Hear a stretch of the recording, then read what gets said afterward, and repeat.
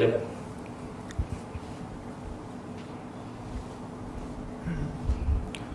Assalamualaikum warahmatullahi wabarakatuh. Innal hamdalillah nahmaduhu wa nasta'inuhu wa nastahdihi wa nastaghfiruh wa na'udzu billahi min shururi anfusina wa min sayyiati a'malina. Man yahdihillahu fala mudilla lahu wa man yudlil falan tajida lahu waliyyan mursyida. Asyhadu an la ilaha illallah wahdahu la syarika lah wa asyhadu anna sayyidana Muhammadan abduhu wa rasuluh basyiran wa nadhira baina yaday as-sa'ah ballagha ar-risalata wa adda al-amanata wa nasaha al-ummah wa jahada fillahi haqqa jihadih wa nusalli wa nusallim ala hadha an-nabiyyil karim sayyidil mursalin wa imamil muttaqin wa ala alihi wa ashabihi wa man sara ala nahjihi wa man istanna bi sunnatihi ila yaumiddin, amma ba'd. Ayyuhal mu'minun ittaqullah usikum wa iyaya bittaqwallah faqad fazal muttaqun. Yang dirahmati Allah, Tuan Pengerusi Majlis, Tuan Haji Amir, yang dimuliakan Fadil Ustaz Halim Hassan. Nak angkat muka pun tak apa nak. Saya duk cakap mai kok ni ya. Bila ustaz tok guru duk ada ni, tak betul ustaz, tolong betul ya nah. Tuan-tuan, para asatizah muslimin dan muslimat, mudah-mudahan dirahmati lagi dikasihi oleh Allah Azza wa Jal. Yang pertama dan selama-lamanya, marilah sama-sama kita merafa'kan setinggi-tinggi rasa syukur kita kepada Allah Azza wa Jal. Kerana Allah Azza wa Jal masih lagi memberikan ruang, kesempatan untuk kita terus mengabdikan diri kita kepada Allah, dan kita bertemu alhamdulillah dengan Ramadan yang kita rindu selama ni. Dan alhamdulillah juga kita ucapkan tahniahlah kepada Al-Fadil Tuan Imam, bacaan pun elok, tak kelam kabut. Ada setengah masjid saya pergi, dia padarai senapai Fatihah. Kita yang duduk belakang ni jenuh macam nak tertunggin, dia nak kelut, nak bagi habis cepat tu kan. Alhamdulillah. Dan saudara Habib Ikam kita lah, duduk di belakang, dia tak pakai jubah hari ni. Saya duduk cari dia daripada tadi lagi. Baik, kalau kita melihat kepada Ramadan, selalu kita apabila masuk dalam bulan Ramadan Al-Mubarak, perkara yang selalu kita diingatkan antaranya adalah supaya istiqamah pada seawal daripada awal Ramadan ini sehingga kepada habis juzuk Ramadan Al-Mubarak. Sebab tu kata Nabi SAW, perkara yang paling berat, yang merisaukan Nabi, yang Nabi kata syayyabatni hudun wa akhawatuha, yang bagi rambut aku ni jadi uban, kata Nabi, apabila turunnya ayat daripada surah Hud wa akhawatuha dan adik-adik beradik dia hal lain, surah Takwir, surah Al-Waqi'ah. Apabila turun ayat-ayat ni menyebabkan Nabi SAW berasa amat-amat gerun dan takut. Sebab perintah istiqamah bukan perintah kecil. Kita boleh bercakap, saya boleh bercakap di meja kuliah ni supaya istiqamah, saya balik belum tentu istiqamah. Sebab tu benda yang bersabitkan dengan istiqamah ini kita jangan kejar daripada sudut kuantiti, berapa banyak yang kita boleh buat. Kata Al-Imam Nawawi rahimahullahu ta'ala, kata dia, ad-dawamul qalil tastamirut ta'ah. Biar kita mulazamah dengan benda yang sedikit, yang hakikat yang sedikit itu menyampaikan kita kepada ketaatan kepada Allah Azza wa Jal. Sebab kalau kita melihat balik daripada sudut Ramadan yang terselit di sebalik daripada Ramadan ini dengan pelbagai keampunan yang dijanjikan oleh Allah Azza wa Jal, Maka daripada situ pun kita lihat, terutama pada waktu malamnya Allah Ta'ala memberikan ibadah yang kalau kata kita tengok pada bulan lain tidak ada, seperti mana sahur. Kita bangun, kita makan, walaupun daripada sedikit daripada jamahan kita tadi diterima sebagai ibadah di sisi Allah Subhanahu wa Ta'ala. Sebab tu bagi orang yang beriman, kita jangan bangun semata-mata bangun. Kita kena bangun, abdikan diri kita kepada Allah dalam pelbagai keadaan. Sama ada dengan kita baca Quran ke, sama ada kita dengan kita meletakkan pada diri kita bermuhasabah banyak ke, ataupun menunaikan salat-salat sunat dan seumpamanya.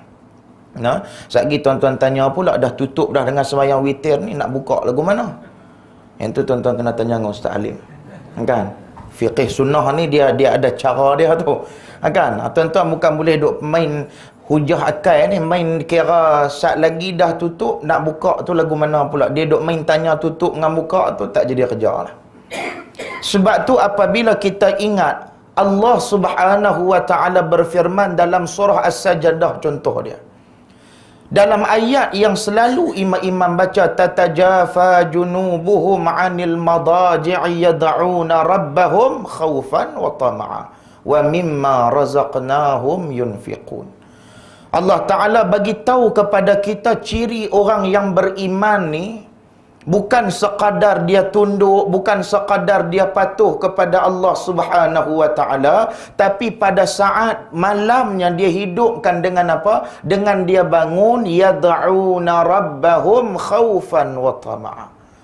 Dia berdoa kepada Allah Azza wa Jal. Antaranya ditafsirkan oleh Al-Imam Al-Qurtubi. Dia menyebutkan bahawasanya makna kepada doa dalam ayat tu tidak sama seperti mana Al-Imam Ibn Kathir. Dia mengatakan bahawasanya doa dalam ayat itu bukan sekadar dengan kita menunaikan salat semata-mata, tidak sama sekali.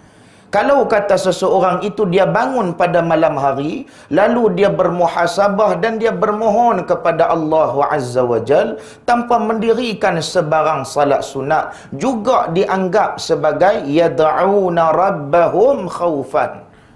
Dia berdoa dengan penuh rasa takut kepada Allah Subhanahu wa Ta'ala. Sebab tu antara maqasid apabila kita tengok kepada penurunan Al-Quran, Allah Ta'ala bagi tahu di dalam surah Al-Fatihah yang kita dah ulang baca tadi. Paling kurang pun kita dah ulang dalam salat fardu kita. Pada dua ayat yang kita ulang, Alhamdulillahi Rabbil Alamin Ar-Rahmanir Rahim. Ini kalau kita tengok daripada sudut pandangan maqasid, dinamakan sebagai maqasid at-ta'rifu billah. Allah Ta'ala nak mengenalkan dia tu siapa. Sebab pada malam hari yang kamu nak kena minta, yang kamu nak kena pohon, yang kamu nak kena mengadu itu adalah kepada Allah Azza wa Jal. Maka dalam ayat surah Al-Fatihah tu juga ada lagi satu maqasid, iyyaka na'budu wa iyyaka nasta'in. Disebutkan sebagai maqasidul ibadah awit ta'abbud. Dia nak sebutkan tentang kedudukan ibadah manusia, minta cuma kepada siapa? Kepada Allah Azza wa Jal. Sebab dia dah bagi tahu dah, Alhamdulillahi Rabbil Alamin. Segala puja-puji itu bagi Allah Azza wa Jal. Makhluk ni kalau kata dapat pujian, dia bukan bersifat kekal dengan kita. Orang puji kata kita segak. Lama mana kita segak, tuan-tuan? Takat duk muda segak lah. Kan? Dah kalau kata mai tua, hang cocok pilah macam-macam pun. Cocok dengan apa nama, dengan botox, dengan vitamin, bubuh pula ku putih. Lah ni saya pun nak heran. Yang gelap pun nak bagi jadi putih. Saya tengok iklan tu masa tu saya duk ada di UK bulan 1 baru ni. Dia buat iklan ku putih macam mana? Anda tahu ku putih barulah putih. Penampak baru tahu kot sat lagi. Punya nak bagi jadi putih tu. Saya kebetulan masa tu pasal depa habaq kata hak yang duk menyanyi tu buta tu, yang saya buka juga tu, nak tengok hak buta yang celek pula dah duk pi ku putih tu. Dia punya nak bagi segak ni sampai bukan-bukan. Sebab tu hari ni apa benda pun yang bersabitkan dengan kecantikan mesti dia nak tonjolkan. Sedangkan hakikat benda tu bukan berada pada diri dia. Semua benda tu datang daripada kurniaan Allah Subhanahu wa taala. Sebab tu awal-awal manusia keluar di atas dunia ni, Allah Ta'ala suruh mengenal Allah Azza wa Jal. Macam mana cara kamu nak kenal, itu terpulang kepada kamu. Kamu nak mengenal melalui penciptaan Allah Azza wa Jal. Kamu melihat dengan mata kepala kamu dan kamu berfikir. Yang kita sebutkan sebagai ingat tu. Sebab orang Melayu ni macam lah ni kan bulan puasa. Dia bersabit dengan niat ni. Bulan puasa ni, ibadah puasa dia bersabit dengan niat. Dia tak sabit dengan benda lain. Tu lagi bila orang tanya dengan kita niat dalam bahasa Melayu makna apa? Baitul ilmi ni. Hai, bukan calang-calang. Kan? Baitul ilmi. Duk mengaji ni, Masya Allah. Saya tengok kitab tuan-tuan. Ar-Risalah. Kitab-kitab besar tu. Niat ni dalam bahasa Melayu makna dia apa? Kan? Niat. Niat ni orang Melayu dia akan kata apa? Niat maknanya ingat dalam hati. Betul ke? Ingat dalam hati. Tak betul. Mana boleh ingat? Ingat benda lain, niat benda lain. Dia kena balik kepada kaedah lughawi dia yang kata niat ni nama pun lintasan. Nawayanwi niyatan, ataupun kita sebutkan sebagai mutlaqul qasdi, yang lintasan pada kadar sengaja, itulah niat. Apa yang menjadi lintasan pada kadar sengaja, itulah niat. Pada juzuk jantung, bukan juzuk hati kita ni. Kita duk cakap bahasa Melayu pun tak betul banyak tuan-tuan, banyak tak betul. Kan niat di hati mana betul? Niat di jantung. Deep in my heart. Heart tu maksud dia apa dia? Ustaz Alim kata cakap orang putih dalam kuliah. Saya tak pandai cakap orang putih, saya cakap bahasa Melayu sudahlah. Satgi semua duk balur orang putih tak jadi kerja lah kan. Apa nama deep in my heart tu? Heart tu maksud dia apa dia? Heart tu makna dia jantung, bukan dia hati. Tapi orang Melayu dia terjemah yang tu kepada hati-hati ni we call it liver. Kan? Betul ke Ustaz? Kan? Tak, kalau tak betul Ustaz tolong betul lah. Kan? Dia panggil liver tu. Bila sebut tentang persoalan hati tu, maknanya pada hari ni, sebab tu kalau kata tuan-tuan mengaji jantung ni yang Nabi kata sebagai qalbun. Kalau kata satu benda tu elok, eloklah dia. Yang tu yang kata jantung tu. Jantung jangan tuan-tuan buat main. Sebab tu dalam qawaid fiqh pun, bagi orang yang doktor bedah jantung ni, dia duduk dalam dewan bedah pukul 2 sampai ke pukul 8. Bagi dia boleh salat jamak. Dia bedah jantung, bukan boleh duk buat warak pula. Dia bedah jantung, buat keluar semua jantung apa semua. Dia habaq ni, Pak Ji, saya buat keluar semua dah ni, saya nak pergi sembahyang asar Ustaz, baru bang tadi ni. Dengan ayat tu arwah pergi hamba Allah tu Ustaz lagi tak jadi kerja. Maka dia boleh salat jamak tu yang kata al-musyaqqatu tajlibut taisir. Bila sebut kata ada sahaja masyaqqah membenarkan kepada keringanan tu wujud pada situ. Maka apabila kita lihat jantung ni benda yang tak boleh buat main tu, depa kata apa? Jantung ni. Kalau kita berjalan, dia berjalan. Kan? Kalau kata kita tidur, dia jalan. Kalau dia tidur, kita yang jalan. Okey, jangan duk buat main jantung tuan-tuan. Allahu akbar. Pasal jantung ni benda yang penting pada diri ni. Maka sebab tu pada hari ni apabila sebut kata niat itu lintasan yang kita duk buat pada hari ni duk susun niat, bukan dia niat lagu tu. Saya balik daripada Kuala Lumpur baru ni, singgah di RNR Tapah. Semayang di di situ, habis semayang, habis salat, seorang pakcik tu tegur saya. Dia kata, "Anak mai mana?" Saya kata, "Saya nak balik Pulau Pinang." Saya tanya kat dia, "Pakcik nak pergi mana ni?" "Saya nak balik Kedah." "Pakcik nak balik Kedah, Sungai Taka." "Awak pakcik tak semayang jamak tadi?" Dia kata, "Payah Ustaz, panjang sangat niat, jenuh nak niat Ustaz." "Tak boleh pakcik, tak boleh Ustaz." Dia nak niat tu Pak Mit, kan? Nak niat tu payah sungguh-sungguh. Yang kata nak niat ni, saya kata niat apa hak payah sangat ni? Dia kata tu anak pergi tengok dekat dinding tu, RNR ada cop jakim pula lagi tuan-tuan. Jakim jangan dah buat main lah. Cop dia orang pakai, cop kita siapa nak pakai. Saya pun pergi tengok, saya pergi tengok dekat separuh gelong kita yang pergi tengok ni punya panjang. Usalli fardal maghribi thalatha raka'atin majmu'an ilaihi. Sepasal dah yang tu. Saat lagi niat pula jamak dengan Isya pula, potong pula tengah dua pula tinggal. Dengan duk gunting tampai, orang tua-tua tertunggin. Bila aku tu tambah hak muda pun tak tahu nak niat ke tak lagi. Niat ni apa dia? Niat tu lintasan. Saya kata, apa yang menjadi lintasan? Isteri kita kata, abang, ni dah masuk waktu maghrib dah, kita nak semayang apa ni? Kita kata kat isteri kita, suami dia kata, kita semayang jamak takdim lah. Tu dia niat ke tak lagi tu? Ha? Tuan-tuan nak jawab dengan tak? Tuan-tuan makan ubat gegan ke? Saya cukup risau ni, tak puasa lagi. Baru ambang Ramadan. Bukan ambang lah, dah masuk dah lah kan. Tapi nak abang kata apa, tak puasa lagi hari ni. Jangan buat teruk. Ha? Dalam tazkirah jangan buat teruk sangat awal lagi tuan-tuan. Baru cakap 15 minit baru. Niat ke tak lagi tu? Niat dah lah. Sebab tu dia bagi tahu dekat isteri dia, kata dia nak salat jamak. Sebab tu kita ni kadang-kadang benda yang agama bagi senang, kita bagi jadi susah. Syekh Muzaffar Syukur, kalau tuan-tuan ingat masa dia nak naik pergi ke angkasa lepas, bersidang jawatan kuasa Fatwa Kebangsaan, nak tetap macam mana cara dia nak bertayamum, masya-Allah. Sebab ayak tak boleh buat pi sana. Tayamum debu pun tak boleh buat pi. Habis tu nak buat lagu mana? Depa pikir-pikir, rupa-rupanya seorang hak cerdik sikit di kalangan hak duk ada ni kata, kita buat macam batu pejai tu. Ambil tanah buat bulat-bulat tu, naik pergi di atas kikih. Dengan duk kikih tu sat lagi pakai masuk dalam enjin kapal angkasa tu kot tak turun dah kot sat lagi ni. Dia bagi jadi agama tu bagi jadi susah. Memang Al-Imam Syafi'i dalam bab tayamum dia suruh guna debu tanah yang suci, tapi bagi mazhab Hanafi sebahagiannya kata apa?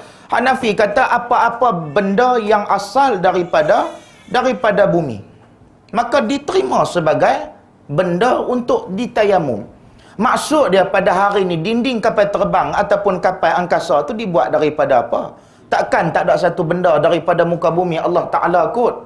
Maka boleh tak sah tak kalau kata dia pergi tempek dekat dinding tu? Sah dah. Kita saja bagi jadi sukar benda yang agama dah bagi jadi mudah. Dia bukan tujuan dia untuk mempermudah-mudahkan. Yang tu kita kena faham. Agama bukan untuk dipermudahkan, tetapi agama datang dalam keadaan yang mudah. Ad-dina yusrun. Bila sebut tentang persoalan agama tu mudah, bagaimana kita nak applykan benda tu dalam kehidupan kita? Kita nak masukkan benda tu dalam kehidupan kita. Maka perkara yang paling penting, saya tengok baru ni pun berkali juga tentang isu satu masjid yang dirobohkan. Harta wakaf dalam mazhab Imam Syafi'i memang tak boleh jual, hukum haram. Jual harta wakaf tak boleh. Sebab tu kalau kita tengok masjid-masjid lama ni apa depa buat? Depa korek tanah, depa perban bangunan hak lama tu, depa korek tanah, depa tanam dalam tanah tu. Kayu tu siapa makan? Anak-anak. Bila anak-anak makan, pahala dapat tak dekat kawan tu?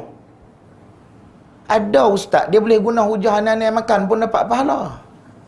Macam saya tanya satu masjid lah di negeri antah berantah ni, dia ada dua masjid. Satu masjid lama, satu masjid baru, depan dengan belakang ya. Saya tanya dengan mereka, masjid hak lama ni nak buat apa? Seorang ustaz tu kata kat saya, Syekh, entah kena ingat, kalau burung dia main berak atas bumbung masjid ni pun dapat pahala kepada orang yang wakaf. Saya tanya dekat dia, sehari agak-agak berapa ratus ekor burung duk main berak atas bumbung masjid ni? Lepas tu sekok burung berapa ratus tan metrik taik dia buat keluar mai. Hak kawan tu nak dapat pahala tadi ni. Tolonglah kita jangan, agama ni kalau kata kita tengok dia untuk orang yang berakal tau. Nah, syarat untuk kita nak puasa esok ni pun antaranya mesti kena berakal. Kalau gila tak payah. Maka bila sebut kata berakal, jawab bagi macam orang yang berakal juga. Sebab kadang-kadang kita bagi nampak agama tu dia seakan-akan rendah martabat dia, sedangkan agama bukan bersifat macam tu. Sebab tu pada hari ni apabila orang kata niat tu apa dia? Niat itu adalah lintasan hati. Ingat lain. Ingat dia mari daripada zakara, yadhkuru, zikran. Itu ingat. Ingat yang kita duk kata zikir tu, Imam Nawawi dia bahagi dua yang kata ingat ni. Yang pertama ingat dengan lidah, yang kedua ingat dengan hati. Ingat dengan hati itulah yang kita sebutkan sebagai tafakkur. Ni yang wartawan kata ni, waktu buat turun mayat MH17, dia kata apa? Marilah bersama-sama kita bertakafur agar kita menghayati jenazah MH17. Takafur tuan-tuan, siapa nak pergi jadi kafir ni? Takafur atas wazan tafa'ul, dia boleh berubah kepada saling menjadi kafir, wal'ayadzubillah. Sebab itulah kita pada hari ni bila sebut tentang persoalan tafakkur, kita melihat dan kita menghayati, seterusnya kita melihat di sebalik itu tidak ada yang lebih besar melainkan Allah Subhanahu wa taala. Maka sebab itulah dalam perintah puasa ni, pensyariatan puasa pada permulaan disyariatkan puasa dalam bulan Sya'ban pada tahun yang kedua selepas daripada hijratul Rasul sallallahu alaihi wasallam. Maka pada waktu itulah turunnya ayat kutiba alaikumus siyam kama kutiba alal ladzina min qablikum la'allakum tattaqun. La'alla tu mengikut jumhur ulama tafsir, antaranya al-Imam At-Tabari. Dia kata la'alla itu litarajja'. Makna dia pada sebagai satu pengharapan. Dengan kamu berpuasa ini mudah-mudahan kamu menjadi orang yang bertakwa. Tetapi kalau kita melihat dalam Al-Itqan fi Ulumil Quran, bagi Al-Imam Suyuti, dia kata apa? Dia kata sekiranya la'alla itu dibalikkan kepada dua keadaan pun tak jadi masalah. Dia kata boleh balik juga kepada makna lil ta'lil. Boleh balik juga kepada makna apa dia? Dengan sebab. Tapi pendapat ni disangkal oleh kebanyakan para ulama tafsir. Sebab lil ta'lil tak sesuai. Maknanya kalau kata kita ambil lil ta'lil, maknanya apa dia? Orang yang berpuasa sudah semesti mendapat takwa. Belum tentu. Sebab puasa ni wasaumu li wa ana ajzi bih. Allah yang menilai kedudukan puasa. Bukan manusia menilai. Kalau salat, manusia menilai. Salat, orang boleh menilai kita, orang kata kita wara', orang kata kita rajin. Sebab tu dalam bab salat ni Allah Ta'ala kata dah, innal munafiqina yukhadi'una Allah wa huwa qadi'uhum. Wa idza qamu ila salah qamu kusala yura'una an-nas wa la yadhkuruna Allah illa qalila. Allah Ta'ala kata orang munafik ni, kata Allah, dia apabila dia buat ibadah, dia rajin nak bohong dengan Allah Subhanahu wa taala. Dia buat lagu mana? Dia mendirikan salat, wa idza qamu ila salah qamu kusala. Dia bangun dalam keadaan malas. Malas dalam tu bukan bermakna malas macam mana keadaan. Dia bukan dia nak semayang sangat, tapi dia nak semayang tu sebab nak suruh orang puji dia, nak suruh orang lambung dia, nak suruh orang angkat dia. Yang tu. Maka orang macam ni kalau kata dia ada ingat kepada Allah pun, wala yadhkurunallaha illa qalila. Kalau ada pun sikit sangat, kata Allah Subhanahu wa taala. Sebab tu janji Allah kepada munafik, innal munafiqina fid darkil asfali minan nar. Orang yang menjadi ahli neraka, tempat dia bukan calang-calang, dasar bagi neraka Allah Subhanahu wa taala. Kalau kafir kita tahu dah memang dia memusuhi agama Allah Subhanahu wa taala. Sebab tu saya teringat kata-kata Sayyidina Umar. Sayyidina Umar, dia ni walaupun kita panggil agak tegas dalam soal pemerintahan. Sehingga kan ada perempuan yang biasa guguk. Biasa guguk, dia biasa bayar diat. Dia biasa bayar diat. Sebab syariat Nabi Muhammad dia ada dua. Qisas dengan diat.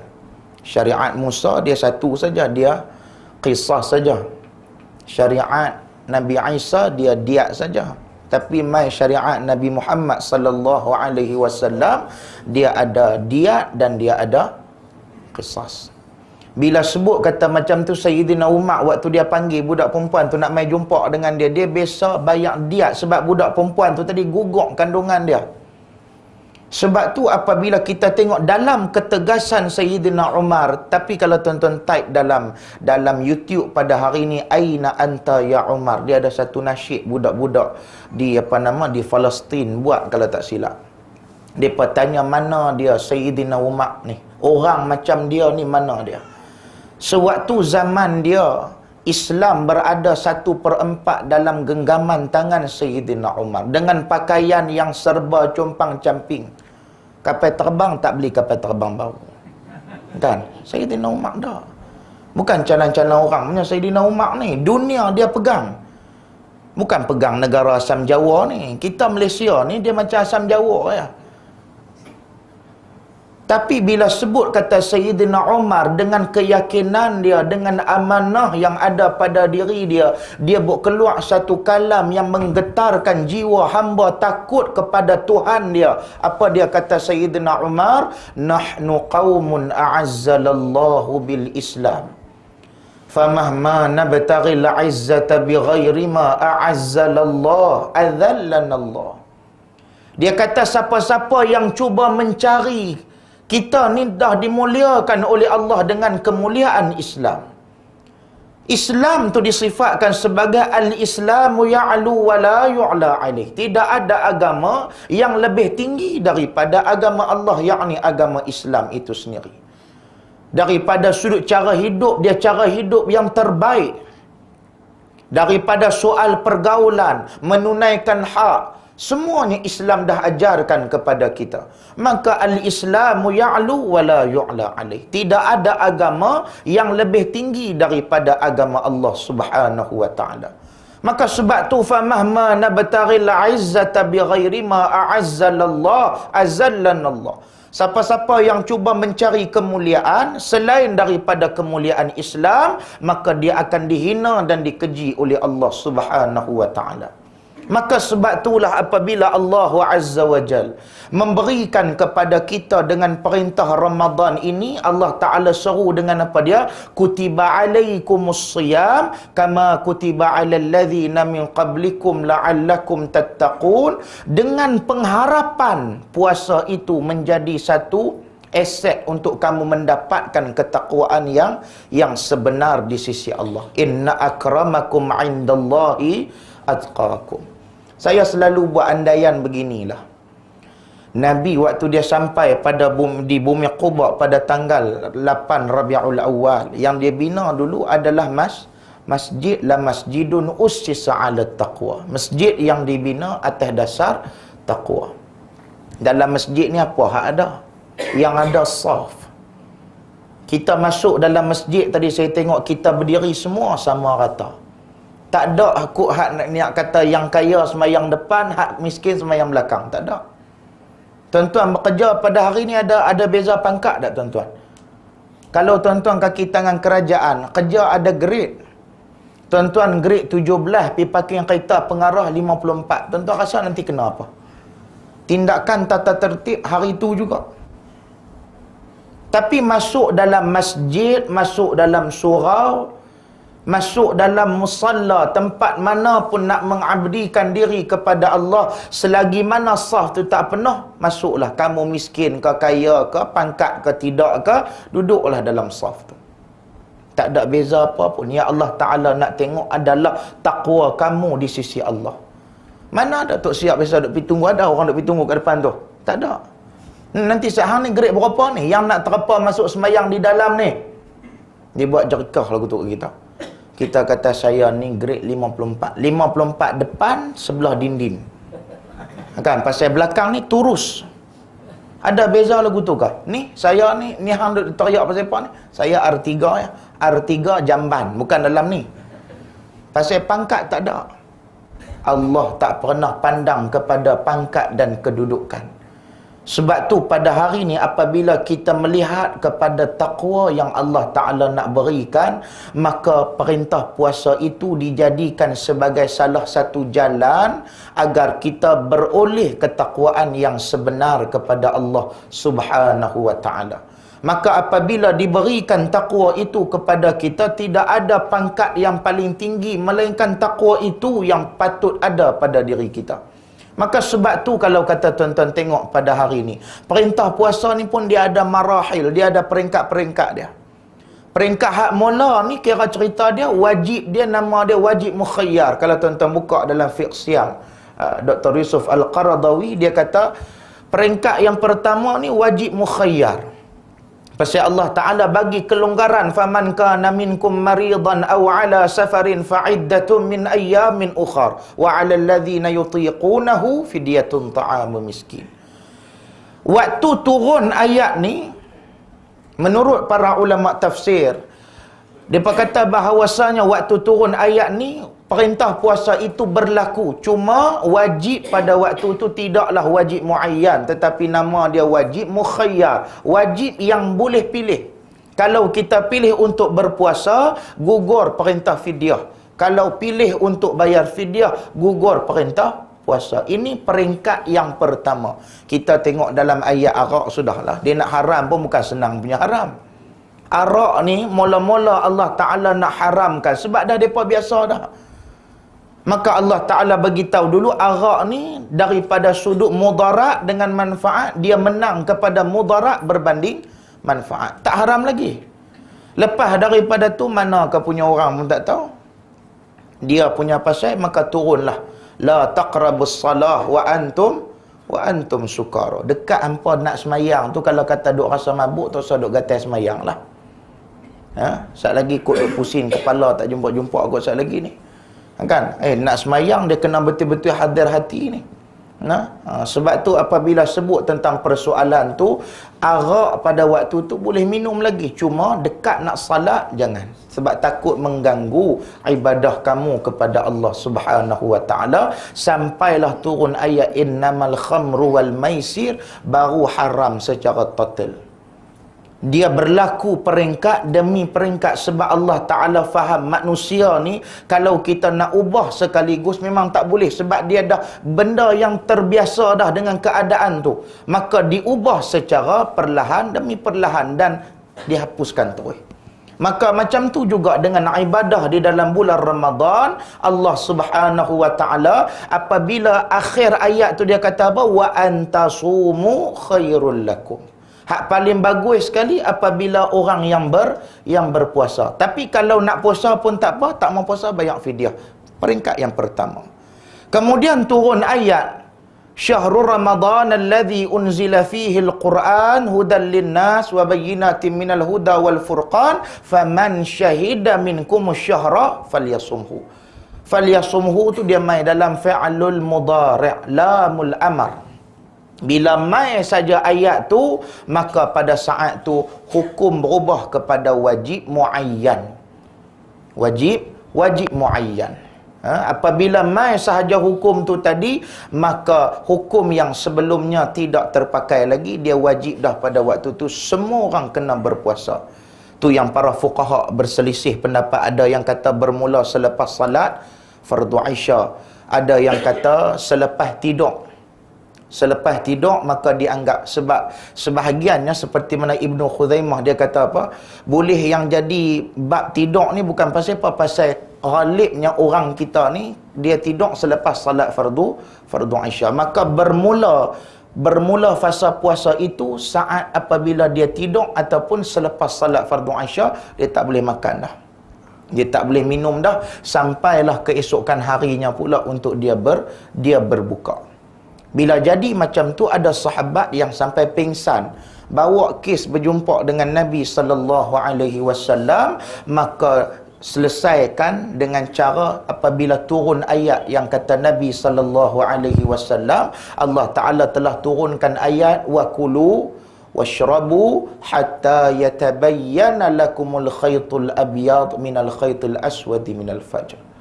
Apabila turun ayat berkaitan dengan benang putih, minal khaytul abyad minal khaytil aswad minal fajr. Apabila turun ayat tu saja, benang putih dengan benang hitam tu tadi, maka umat Islam puasa pakai sampai ke hari inilah. Yang sebelumnya tak terpakai lagi dah. Makna peringkat yang pertama nama dia wajib mukhayyar. Peringkat yang kedua nama dia wajib muayyan. Tapi muayyan terbahagi kepada dua. Yang pertama muayyan tasydid, yang kedua muayyan takhfif. Yang takhfif tu yang hari ni kita puasa ni lah. Bermula daripada jelas kepada kita apabila terbit fajar sehingga terbenam matahari. Tapi orang Melayu ni dia pelik sikit. Waktu imsak dia berhenti dah. Mengaji betul.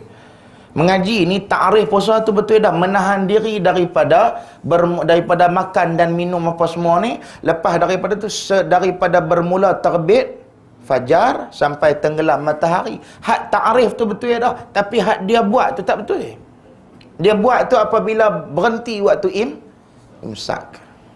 Berhenti waktu imsak tu bunyi 10 minit lagi dan lagi nak berbuah Melaka pun. Sebab tu apabila kita tengok pada hari ini, saya nak pesan dalam kita nak buat ibadah, pastikan kita ada nilai mulazamah, terutama di awal-awal puasa ni tuan-tuan. Masih lagi banyak lagi. Ada orang dia duk pulun pada malam 10 malam terakhir sahaja. Dia 10 malam terakhir pun kita memang kena perbanyakkan. Lebih gandakan lagi. Cuma malam-malam biasa ni jangan tinggal langsung. Untuk kita nak bermunajat kepada Allah, yad'una rabbahum khaufan wa tama'a. Kita berdoalah kepada Allah, semoga Allah Ta'ala buka pintu keampunan dia kepada kita. Tuan-tuan yang tak bercakap ni mungkin dosa tuan-tuan kurang daripada saya. Saya ni bercakap banyak. Cakap banyak.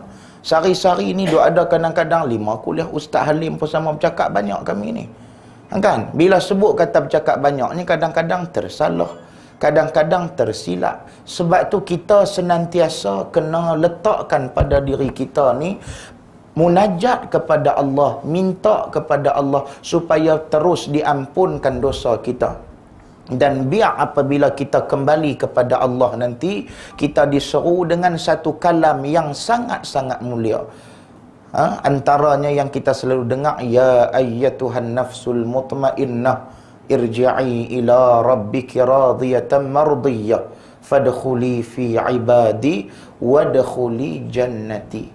Kalau boleh dapat yang ni, itulah matlamat kita. Itulah tujuan kita. Sebab tu dalam Islam, dalam pada kita nak menegakkan sesuatu, pastikan kita tahu hala tuju dan matlamat kita. Kita salat ni untuk apa? Kalau orang yang salat, semata-mata salat, maka dia tak akan jelas matlamat dia. Akhirnya pada diri dia tadi boleh jadi tidak ada kerana Allah Subhanahu wa ta'ala. Sebab tu kita diajak seawal kita mendirikan salat itu, kita menyucikan diri kita melalui daripada juzuk wuduk kita. Kita sempurnakan wuduk seperti mana Sayyiduna Bilal bin Rabah. Bilal bin Rabah antara orang yang cukup menjaga daripada sudut wuduk dia.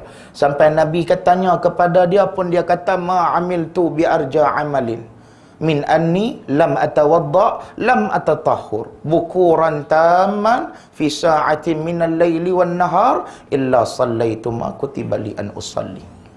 Dia kata tak ada amal lah ya Rasulullah, kok nak kata special yang aku buat, melainkan aku sempurnakan wuduk aku sungguh-sungguh. Aku sempurnakan wuduk aku 11 siang dan malam, dan aku buat apa yang aku rasakan perlu yang Allah Ta'ala berikan tanggungjawab itu kepada aku. Maka sebagai khulasahnya pada malam ni, buat tazkirah, dia tak boleh lama-lama. Kan tuan-tuan pondok, dia ni bila nak berhenti ni? Setabak, saya dah lah baru main pertama kali sini.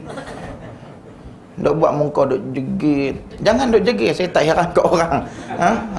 Sebab tu apabila kita tengok pada hari ini Ramadan, dia memberikan ruang dan peluang agar kita lebih dekat lagi kepada Allah Subhanahu wa ta'ala. Dulu mungkin kita bangun subuh, cukup-cukup jam subuh baru kita bangun.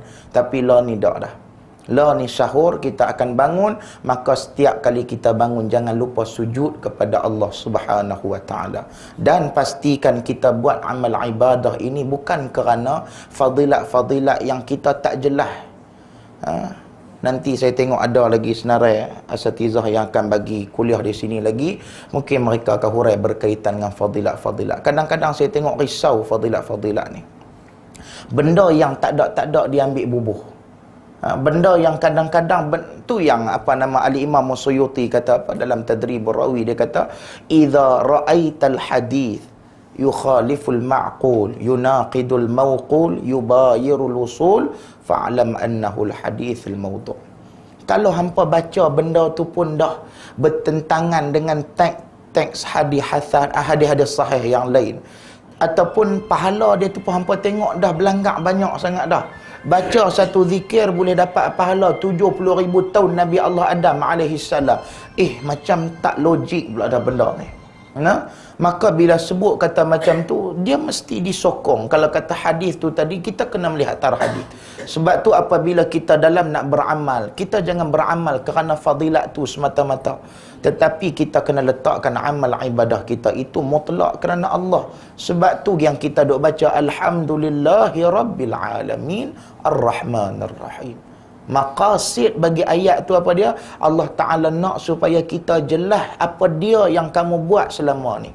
Allah Ta'ala nak kenalkan dia tu siapa? Dengan melalui maqasid kepada ayat itu, iaitulah at-ta'rifu billah. Mudah-mudahan perkongsian kita ni, saya bukan mengajak tuan-tuan ni sekadar berkongsi. Maka perkara yang bersabit dengan Ramadan ni, tuan-tuan, saya rasa tuan-tuan dah tahu, dah maklum dah. Tuan-tuan, cuma orang Baitul Ilmi ni saya nak nasihat, jangan jadi macam setengah orang. Kadang-kadang dia telefon lah radio. Baru ni saya jarang buka soalan, tapi bila buka baru ni soalan yang mereka tanya tu duk korek hidung situ. Orang Melayu kita ni berapa puluh tahun punya puasa, duk korek hidung tak habis-habis lagi. 30 tahun dah puasa. Boleh tak ustaz nak korek hidung ni? Saya kalau kata duduk depan saya sepunggai dengan gelas ni dah. Kan? Ni pasal duduk dalam radio, saya kena jawab jugalah. Nak jawab lebih-lebih kurang, saya kira kata ustaz jahat pula. Dak duk korek hidung awak, kita ni tek hidung 200 kilo ke sehari. Duk bincang isu tu daripada dulu sampai lah ni. Tuan-tuan, benda ni benda yang kadang-kadang bagi saya tak patut ditanya, tak payah tanyalah. Kan? Bak korek hidung. Imam Asy-Syafi'i dia antara orang yang mendetailkan rongga badan tu apa dia. Sebahagian ulama dia tak mendetailkan apa dia yang dimaknakan sebagai rongga, dan sebahagiannya seperti mana dalam mazhab Abu Hanifah ada Al-Imam Abu Yusuf disebutkan bahawasanya rongga tu bagi dia adalah perut ni saja. Hak lain tak termasuk. Imam Syafi'i dia detailkan kemaluan hadapan, kemaluan belakang, mulut, hidung tak. Tapi orang Melayu ni kalau kata puasa, kena tengok hidung dia. Kalau hidung tu berlemur, hidung kira penuh tu, tu puasa. Kalau duk licin, kira tu tak puasa lah yang tu kan. Kira yang tu nak tahu kata orang Melayu punya puasa, lagu tu lah dia kira hidung ni syarat mesti berkerak. Awak pergi jadi lagu tu. Awak kalau kata korek hidung pun pasal apa?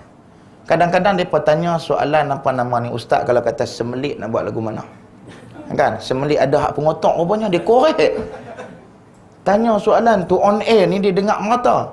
Dia tanya soalan, kalau kata waktu ni kita korek tu ustaz, tu lagu mana? Saya kata jari hang tinggal dalam tak? Kalau jari tinggal dalam, batal. Kan? Dia korek-korek, jari dia tinggal dalam, maghrib baru ambil, batal lah. Tak boleh lagu tu. Dia kena korek terus. Korek berkeluar terus hak kepala tu saja. Akan wallahu a'lam, yang tu sekadar dak soalan-soalan betul lah juga tu. Cuma saya nak bagi tahu kata apa tuan-tuan, dia agama ni dia tak payah tanya soalan-soalan macam tu. Dia kalau kata tak ada soalan, tak payah tanya. Kalau ada baru tanya. Ni kadang-kadang dia duk reka juga, mai dalam kuliah ni baru nak reka pasal ustaz kata apa, kena tanya tu kan. Bila sebut kata lagu tu, dia duk reka ni soalan apa aku nak tanya dia ni. Kan? Macam saya mengajak soalan. Saya kalau kata orang akademik tanya, bagi saya tak ada masalah. Sebab dia punya level soalan itu kita boleh manfaat untuk orang lain. Tapi kadang-kadang ada setengah dia tanya soalan tu macam tak ada manfaat apa pun. Macam saya mengajak saya sentuh itu sikit bab minum air ni, tetamu mai rumah kita. Kan? Ni tak lama ni kok-kok lah tetamu mai nak buka puasa ke apa ke. Jangan kita minum teh, dia minum air sejuk, tak boleh. Kena kita pun minum teh, dia pun minum teh. Saya kata lagu tu, habis pada tu seorang tu dia angkat tangan, ustaz, katalah tetamu kita tu dia teh dia tak minum ustaz, melo. Dia minum melo. Lah, lagu tu pun nak kena tanya ke? Saya kata ambil melo pergi bancuh lah. Tapi katalah ustaz, masa saya nak bancuh tu tadi melo habis. Yang tu tak payah tanya, pi tanya dekat apa nama ni Apek jual lah, tanya kat saya. Buat apa? Yang tu pun nak main tanya dalam kuliah, tak payah tanya. Benda ni benda yang tak perlu tanya tuan-tuan. Kadang-kadang depa kata apa? Kita macam lah ni kan ustaz kan. Katalah kita lah ni kita semayang fawalli wajh. Oi, oh bukan main hafal ayat Quran lagi. Dia kata fawalli wajhaka syatral masjidil haram. Semayang ni kena hadap ke arah apa nama ni qiblat Baitullahil Haram. Tapi katalah satu hari kalau saya naik pergi ke bulan, saya nak semayang tu nak menghadap ke mana? Saya kata Haji naik pi dulu, jumpa public pun, telefon mai kita nanti jawab. Tak pasal jawab kat dia pun tak guna apa, pasal dia mana tak pi lagi. Pulau Pinang pun silap-silap dia pusing tak habis lagi, dia duk tanya kat kita pi bulan. Lagu tu punya soalan tak payah tanyalah. Kan? Tuan-tuan kena ingat, agama ni dia mesti, kalau kata nak jawab pun dia mesti kena ada dalil, sama ada ma'ad dalil, sama ada daripada Quran ataupun daripada hadis. Sebab kita tengok ulama kita macam mana. Hari tu saya cukup suka waktu buat apa nama perkampungan sunnah. Ada macam-macam siri pengajian ilmu. Sebab kadang-kadang anak-anak muda ni hak jenis suka kepada pengajian hadis, dia mengaji hadis saja. Usul fiqh tak mengaji, qawaid tak mengaji, maqasid dia tak faham. Akhir dia akan jadi masalah balik kepada diri dia. Terutama apabila dia nak mengistinbat apa-apa hukum, memang jadi masalah. Sebab tu qawaid pada hari tu macam Ustaz Tuan Badrul kalau tak silap, dia yang mengajar tentang qawaid. Saya tengok sangat bagus. Sebab dia bagi tahu yang kata qawaid ini asas dia daripada mana? Mesti daripada Al-Quran dan hadis. Macam tadilah al-musyaqqatu tajlibut taisir. Mai daripada mana? Mai daripada antaranya yuridullahu bikumul yusra wa la yuridu bikumul asr. Berkaitan dengan ayat yang terdapat dalam surah Al-Baqarah juga. Kan ad-daruriyat tubihul mahdhurat. Yang tu mari daripada famanitturra ghayra baghin wala 'adin fala ithma alayh. Kita naik Star Cruise ni kan katalah, ni darurat ni lah kan. Naik Star Cruise nak pi geng Baitul Ilmi ni nak pi Phuket. Bukan tuan-tuan nak pi Pantai Pattaya tu dah. Nak pi tengok sekolah agama. Kan nak pi sekolah agama ni ustaz nah. Nak pi sekolah agama, nak pi buat lawatan di situ. Sampai tengah laut kapal karam. Kapal karam, tuan-tuan nak buat lagu mana lagi dah pada waktu tu. Orang yang dia nak lemah, dia mesti akan pegang kayu sayung pun dia akan pegang. Bila jadi lagu tu dia berenang, kita lah. Berenang. Sampai di satu pulau nama Pulau Botak. Apa pun tak ada. Pokok tak ada, daun tak ada, apa. Nak makan ni apa, cari cicak pun tak ada. Tapi kita dah nak mati sangat dah ni. Elok duk berehat 2 minit, kawan kita pun sampai. Sampai dia pun arwah dah. Kita pergi pegang-pegang ni, mat. Matilah. Boleh tak dalam keadaan darurat tu kita makan dia? Boleh tak tuan-tuan? Ha? Boleh. Boleh ke Pak Mik? Kan? Boleh tak tuan-tuan? Boleh.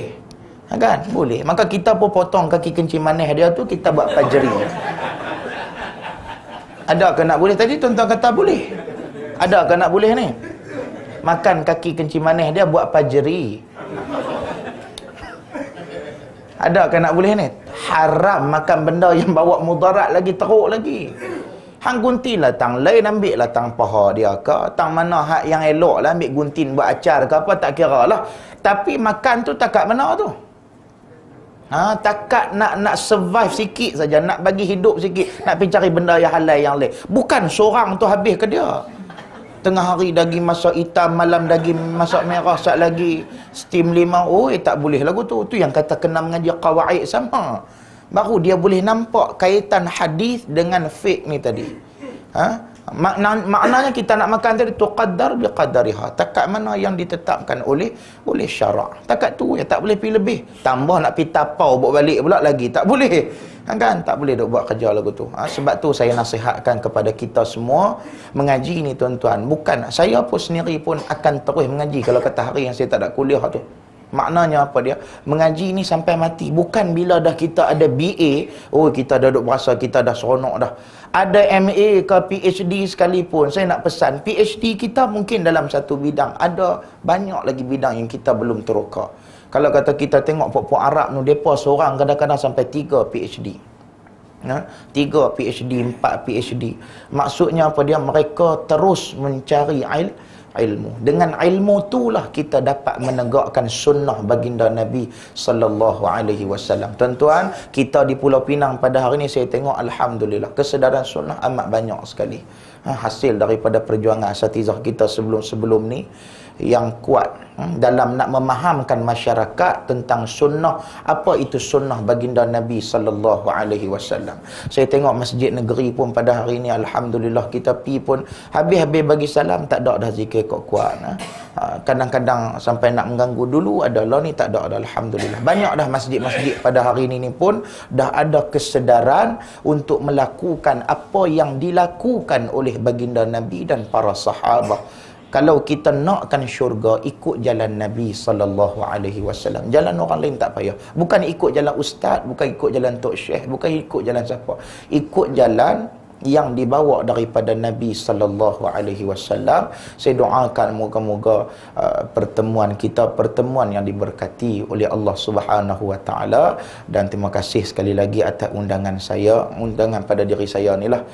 Saya minta maaf lah, saya pun bukannya berpengalaman sangat. Saya pun baru lagi dalam bidang dakwah ni. Saya pengalaman pun tak banyak. Maka saya sekadar sampaikan apa yang saya tahu, dan kalau ada benda yang tak betul minta betulkan insya-Allah. Siru ala barakatillah wa sallallahu ala nabi Muhammad wa ala alihi wa sahbihi wa baraka wasallam walhamdulillahi rabbil alamin.